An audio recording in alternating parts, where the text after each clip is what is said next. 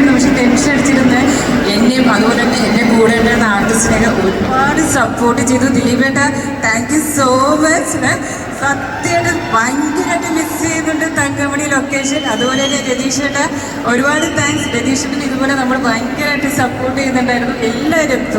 സുജ് സാറായിക്കോട്ടെ, റവി സാറായിട്ട് എല്ലാവരും, അതുപോലെ നമ്മുടെ പ്രൊഡക്ഷൻ ടീമായിരുന്നാലും എന്താ പറയുക ഭയങ്കര മിസ് ചെയ്യുന്നുണ്ട്. ഞാൻ എപ്പോഴും അമ്മയുടെ അച്ഛനോട് പറയാറുണ്ട്, അമ്മ എന്താ പറയുക തങ്കമണി പോയി പാക്കപ്പായപ്പോൾ മാത്രമേ എനിക്ക് ഭയങ്കര വിഷമമായത്.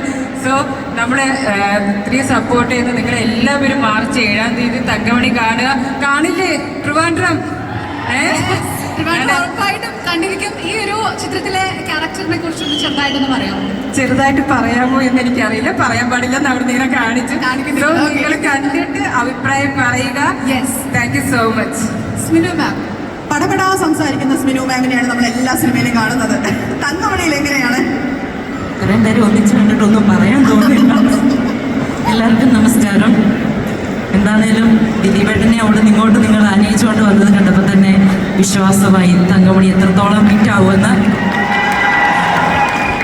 ഞാൻ ഒരുപാട് സ്ഥലങ്ങളിൽ പോയിട്ടുണ്ട് ഇങ്ങനെ പ്രൊമോഷൻ ചെയ്തതായിട്ട്. ഫസ്റ്റ് ടൈമാണ് ട്രിവാൻഡ്രം. പക്ഷേ ഏറ്റവും കൂടുതൽ എനർജി ഉള്ളതും തിരുവനന്തപുരം.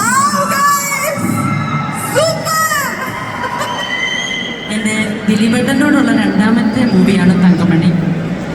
അവിടെ ചോദിച്ച പോലെ ദിലീപേട്ടൻ എങ്ങനെയാണെന്ന് ചോദിച്ചാൽ ഞാനും പറയുകയാണ്, എനിക്കൊരു നല്ല സഹോദരൻ്റെ സ്നേഹവും ബഹുമാനവും എന്നും ദിലീപേട്ടൻ കരുതുന്നു.